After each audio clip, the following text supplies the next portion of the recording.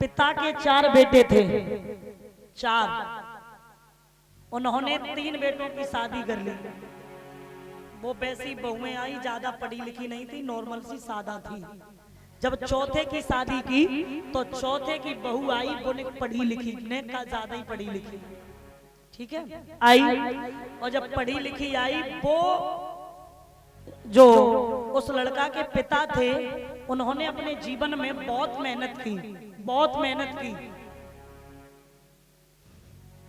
इतनी मेहनत की कि उन्होंने अपने बेटों के लिए 5 मंजिल मकान बनवा दिया, खेती बाड़ी सब कुछ ले डाला। कहने का मतलब उन्होंने और कुछ किया ही नहीं, बस बेटों के लिए कमाते रहे पूरी जिंदगी। इतनी मेहनत की, अपने खेत में काम आओ करो, दूसरे के में करे आए, इतनी मेहनत की। जब बहू पढ़ी लिखी आई, तब तक उनके ऊपर आ गया बुढ़ापा। और दादा, बुढ़ापे पे तो तुम जानते ही हो कि बुजुर्ग क्या कर सकते हैं। बुढ़ापे पे क्या हाल हो जाते हैं इंसान के, बताया ना भैया। वो ये ठन्नी चुन्नी बेचारे बनाने लगे, खांसी खुल्ला। पहली रात हुई जब लड़का की बहू जैसे ही शादी होकर के आई, अब घर में वो लेटी तो वो पिताजी जो ससुर थे वो खांसते रहे पूरी रात, खांसी आंसी होती रही बने। तो जैसे ही सवेरा हुआ, वैसे ही सुबह बोली कि ऐसा करो, देखो हम तो ऐसे नहीं रह पाए। क्यों? ऐसी क्या बात हो गई? बोले पूरी रात हो गई, तुम्हारे पिताजी तो सोई नहीं, खांसते ही रहे। तो खांसते रहे और थूकते रहे, और तो मैंने जो सोता हुआ है ना, अरे बुढ़ापा है उनके ऊपर, अब तो यही स्थिति है। तो जवाब दिया और कहा कि सुनो, देखो पिताजी हैं, अब क्या करें? बोले तो हम तो नहीं रह पाएंगे, अब करें क्या?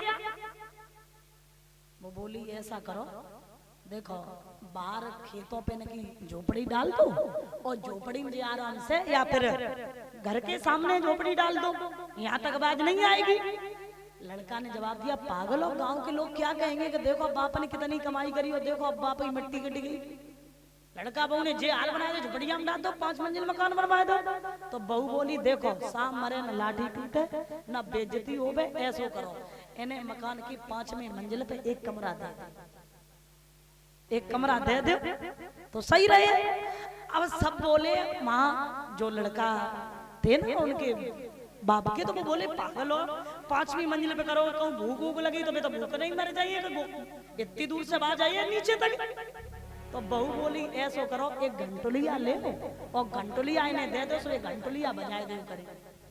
भूख लगे या प्यास लगे तो घंटुलिया इन्हें दे दो, तो घंटुलिया बजाए दो। तो लड़का ने कही बात तो सही है, चलो ठीक है।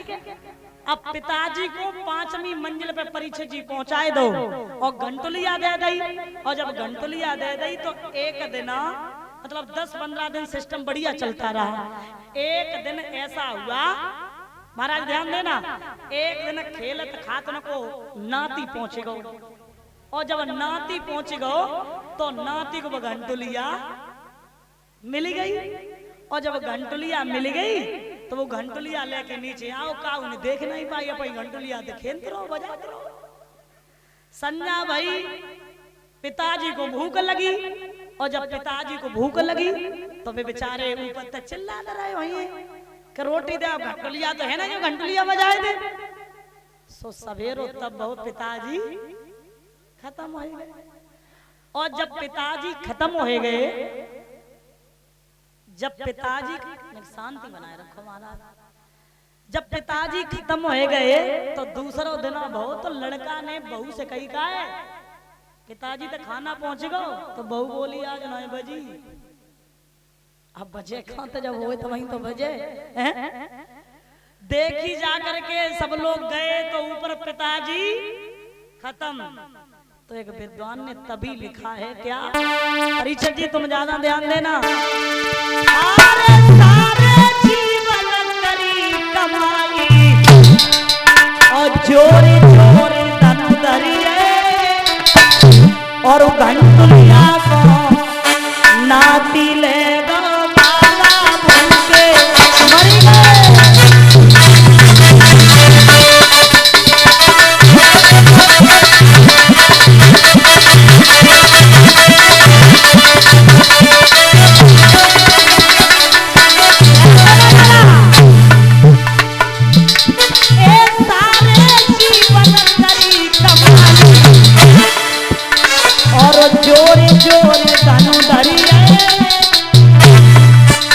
गंटुलिया को नाती ले गो बाबा के मरिए।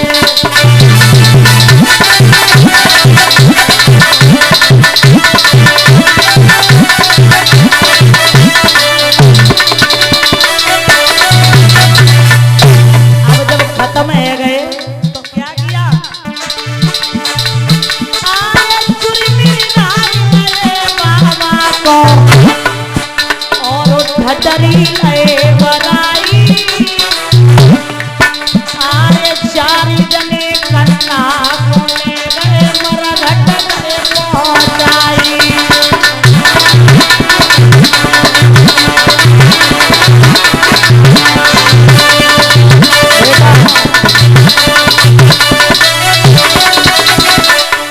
और सुनो, सोई अग्नि नहीं लगाई मेरे दादा और चिता में बाबा जरिए। आए गंटुलिया को नाती ले गो बाबा भूखे मर गए।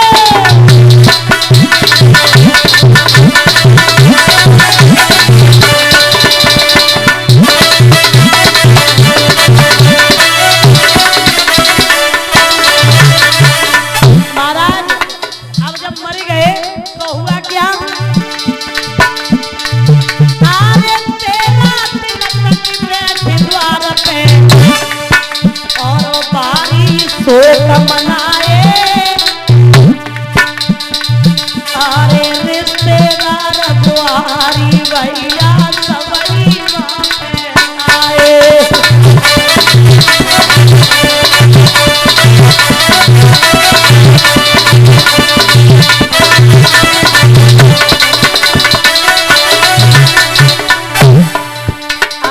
रिश्तेदार सब लोग आ गए। अब बाबा मर गए तो अब 11 भंडारों 13 जो भी कुछ है वो करनी है।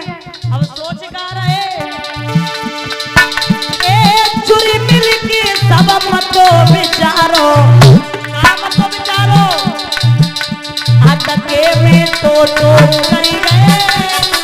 गंटुलिया को नाती ले